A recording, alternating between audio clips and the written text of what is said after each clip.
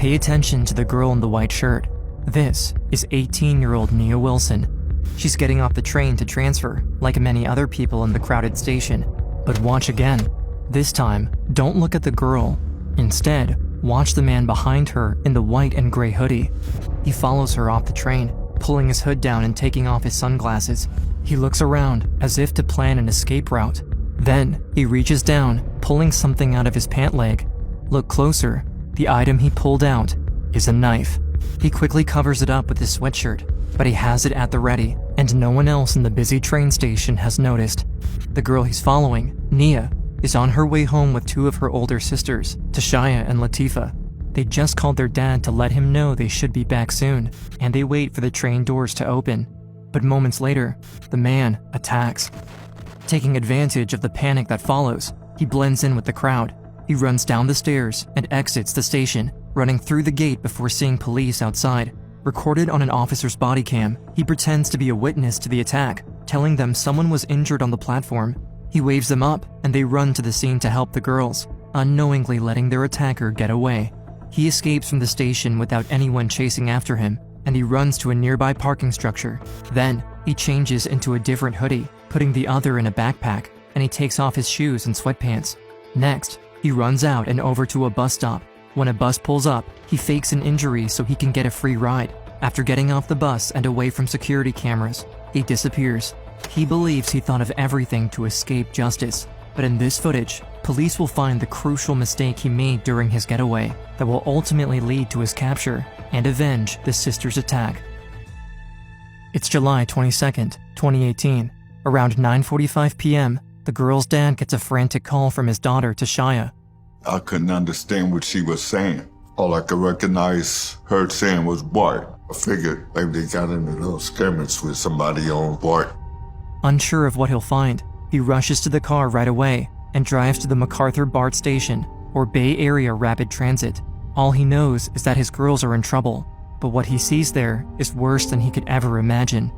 When I got there, I see a bunch of ambulance and police. I see them loading Latifa in the ambulance. I seen blood dripping down her arm, and I asked her what happened. She just said, go check on Nia. I turn around, I run up the stairs at Bart, and I see my daughter's body. It's the hardest thing I ever experienced in my life, seeing my baby dead. It's impossible for Nia's dad to wrap his head around what he's seeing. In less than 3 minutes from when she was stabbed in the neck, Nia has died.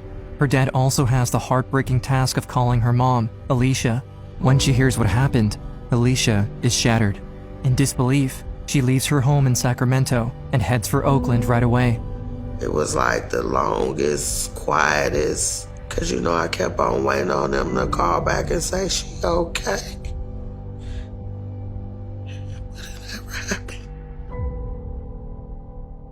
While they're trying to process the attack, Nia and Tashaya's sister, Latifa, is fighting for her life at the hospital after getting stabbed too. Her family is left in shock, wondering who could have attacked them and why. I'm just trying to figure out, do I know him from somewhere? Did we have an interaction with him in any way, shape, or form? Because who is this? And why did he target us? I just felt like rage. This is the parents' worst nightmare. That's my baby girl laying up there. I want justice for my daughter. Even though it happened in a crowded place, the man was able to get away, right past security and police officers. No one knows who or where he is, but security cameras in and around the train station captured the attack, the moments leading up to it, and the man fleeing afterwards. And as investigators review the footage, there's a breakthrough. In the video, the man can be seen inside a nearby parking structure, leaving his backpack behind before running out to the bus stop. Within hours of the attack, police find the bag. It has several personal items in it, allowing them to identify the man, 27-year-old John Lee Cowell. When investigators look at his records, they find he's a convicted felon out on parole. In the past, he's been convicted of assault with a deadly weapon and armed robbery.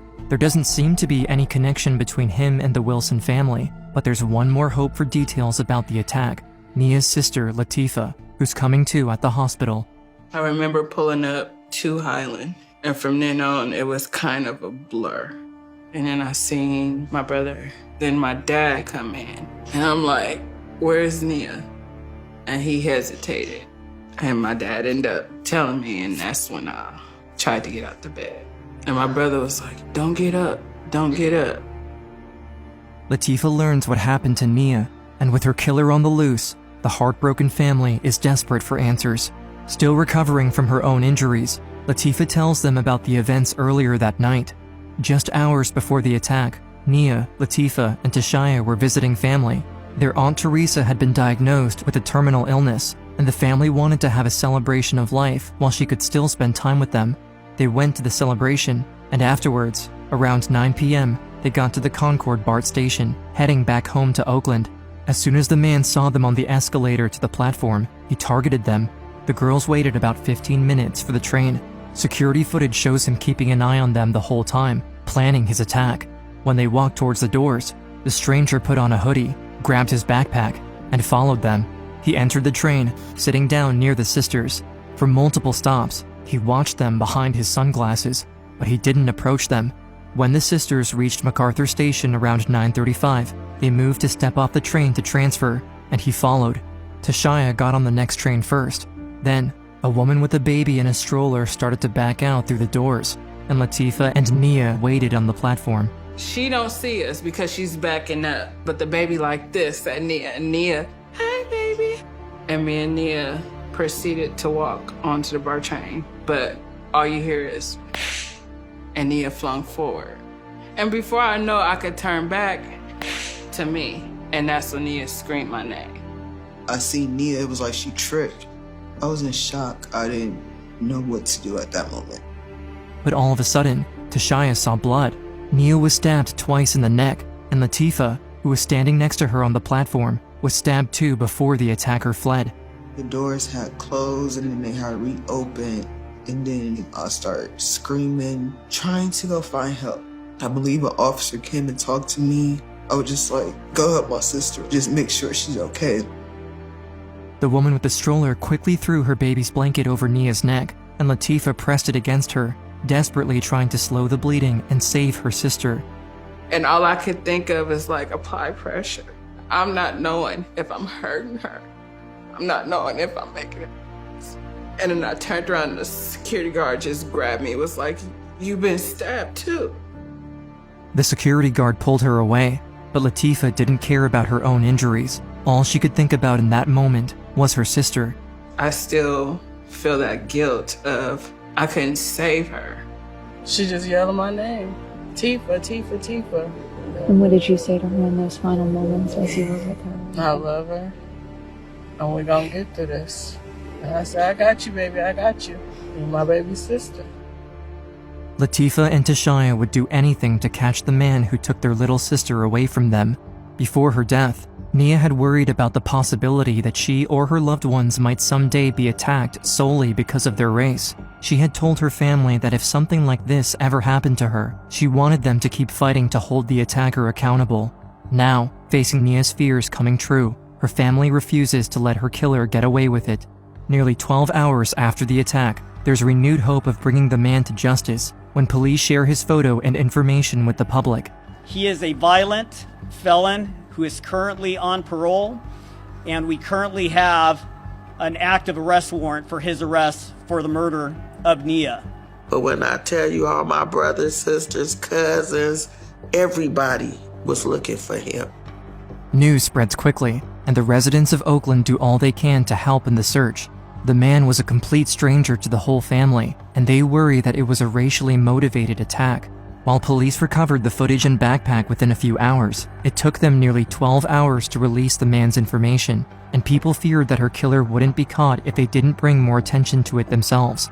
Posts about Nia spread across social media with the hashtag #SayHerName, which started as a campaign to bring awareness to Black women and girls who were victims of police brutality. As the movement grew, it was used to bring more attention to victims of anti-Black violence.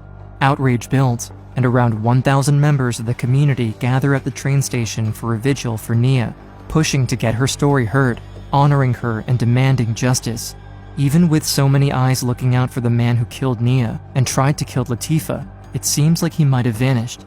But during the vigil, police get an anonymous call that changes everything. The caller says they're on a BART train, and they recognize someone on the train with them as the man they've been looking for, John Cowell. The train is headed right towards MacArthur Station, the scene of the crime, and where the vigil is being held.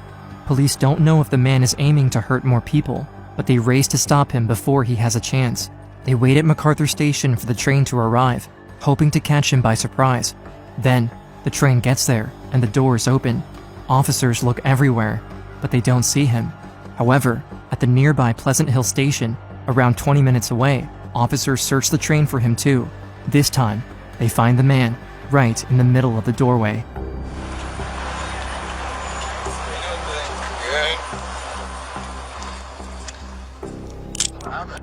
Tell you in a minute. What's your name, sir? John Cowell. He doesn't put up a fight or try to run, and officers arrest him without incident. Less than 24 hours after the attack, the manhunt has come to an end. But while the man seems cooperative in this footage, he still has a plan to try to escape justice. In February of 2020, John Lee Cowell goes on trial. He has a history of mental illness, and he pleads not guilty by reason of insanity. When he testifies, he leans into it, saying he believed the sisters were aliens who kidnapped his grandmother. He just made a mockery out of it, like the things he was talking about up there because he wanted to play crazy. At one point, I intended to play the video to demonstrate that he knew what he was doing. He started screaming, yelling, cussing at me, telling me that I knew he was innocent, and simply disrupting the courtroom. Even after the judge repeatedly warns him to stop, he continues his rant, cursing at the prosecutor, and gets removed from the courtroom.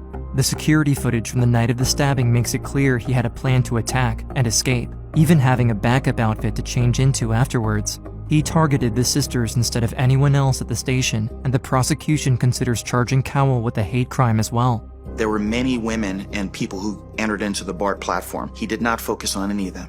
As soon as he saw 3 young African-American women, he fixated on them, and every indication, every angle of the surveillance makes that very clear. While he was in custody, he went out of his way to engage an African-American deputy and proceeded to call her lots of racial slurs as well. There's no doubt in my mind that the assault was racially motivated. You killed her because of her skin. You didn't kill her for anything else. But with how difficult it would be to prove it was a hate crime, District Attorney Butch Ford recommends seeking premeditated murder and the special circumstance of lying in wait because he watched and followed them onto the train before attacking at the station. The family agrees, hoping to send him to jail for the rest of his life. And as Ford reviews the phone calls Cowell made while in custody, he makes a breakthrough. Mr. Cowell was happy to speak to his mental health caregivers because Mr. Cowell had mental health issues. There's no disputing that. But he also was forthcoming that he needed to stop taking his medication so that he could appear more crazy when the trial started. I think it was an absolute show. During the trial, he tries to play up the idea that he can't control himself and doesn't know what he's doing. But the judge isn't fooled by his antics, ruling that he was sane at the time of the attack. John Cowell is convicted of the murder of Nia Wilson, the attempted murder of her sister Latifah, and the special circumstance of lying in wait. He is sentenced to life in prison without parole. With him behind bars for the rest of his life, Nia's family can finally start to move on with theirs. Spend the rest of his life in prison. So I really think justice was served. And I know Nia smiling down on her family, her sisters, her friends, all her loved ones, the community. I know she can rest in peace now. But while her family knows the man won't be able to hurt anyone again, it's a bittersweet moment. Now that the trial is over, they struggle to move on, grieving the tragic loss and reality of life without Nia. It's still a shock and overwhelming. Parts of me don't want to believe what's going on, and parts of me have to face reality. It was just something that I couldn't believe, you know. I couldn't sleep, couldn't eat. Messed around and had a stroke. I don't speak too clear. I have limited use of my right side. While it's a long, healing journey, Nia's family members each have their own ways of finding the strength to keep going. My dogs keep me up. We have a husky. She's very spoiled and she made me take her out for walks. She keeps me going. She's my therapy.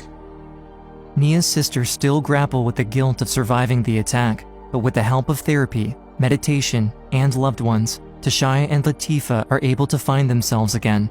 They know Nia would do anything to make them happy, and they see how her story spreads, impacting people across the country.